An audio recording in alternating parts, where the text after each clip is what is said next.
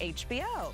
That should be good. That sounds really good. Yeah. I know. She's amazing. Yeah, she is. Okay, so when something happens, good or bad, in your life, who do you turn to for advice? For most of us, it's good old mom. Yes. And with Mother's Day around the corner, has a lot of us thinking about our moms here in the newsroom. That's right, and our own Britta Merwin is a member of the Today parenting team, and you blogged about some really great advice that you got from your mom. Yes, so I mean, it's kind of hard to pick one thing. Yeah, right? very but hard. The one that I picked was that my mom really instilled in the three of us to be a dreamer and to work really hard to get towards your dreams. And there she is with my two little guys, Henry and Jackson. She's an awesome grandma. They call her Emmy. She actually arrives tomorrow evening, so we can't wait. Yeah. But the piece of advice that I picked was really spawned by one of the things that she did when I was a child. She actually told us to get dressed up one day, and she contacted a real estate agent, and she took us to go tour million-dollar mansions in the mountains of Colorado. So it was really neat. You know, like, we got to run around and pick out which room would be ours, and it was just one of the things that she did to sort of teach us to dream big and have big aspirations and work hard to get there. Nice. Cool, Oh, I love the advice of moms. So, of course, we asked you guys on Facebook, what is your best Mother's Day advice? All right, Lana gets us started. Pay it off, no balances. That is true. The practical advice. The practical mom. Mom gave me that advice. Yes. Not that I always followed it. I remember when Wayne asked for my hand in marriage, he brought the ring, and my mom was like, did you pay for this thing in cash? Or is this a debt? He's like, no, blood, sweat, and tears, working overnight. So yes, no debt is a good, big one.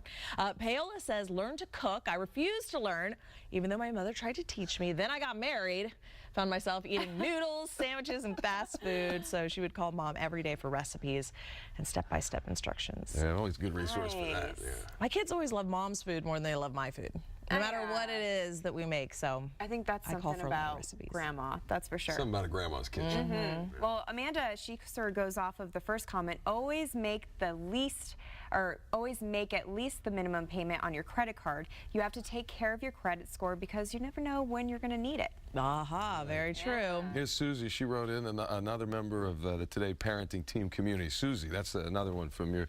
My mom always said, quote, this too shall pass. Yeah. When I was young, it was her way of helping me find the sunshine after the storm. Aww, my mom used to tell me, don't be upset. You don't have control over as much of this planet as you'd like to have. Yes. You know, like kind of let it go. That one's still hard to settle in. It is. Hurts every day. For the Type A personalities. All right, well, be sure to check out Britta's blog. We're going to post the link on clicktohouston.com. We're putting it under the Wednesday Hot button. And you can sign up there. You can join Britta on the Today parenting team. Share what your mom taught you. Yeah, it's a really great resource. You know, it's a really loving community where you don't feel like you're being judged. You can kind of just put out what you have learned. And also, I've actually gone on there multiple times and sort of thought, you know, what would I do in this situation? And usually there's an answer on there. So really cool resource to have. Love it. Yeah.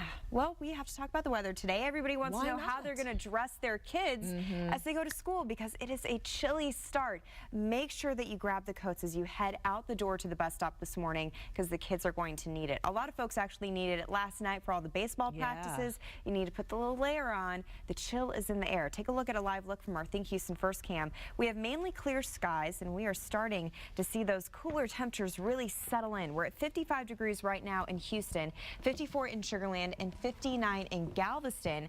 Still have a pretty breezy wind in Galveston coming from the north at 20 miles per hour. You will need a coat this morning if you're waking up on the island. Now to the north of downtown, we're settling into the low 50s, 52 degrees in Conroe, 51 in Huntsville. Most likely we'll be dipping into the upper 40s between Montgomery County and Walker County just before sunrise. Our north-northwest winds are pulling in that cool air and also the low humidity. It feels extremely comfortable outside, and that's going to translate into a beautiful afternoon. Nothing but sunshine and north wind about 5 to 10 miles per hour, looking for high of 75 degrees. Below average low humidity, it's going to be a picture perfect day. This area of low pressure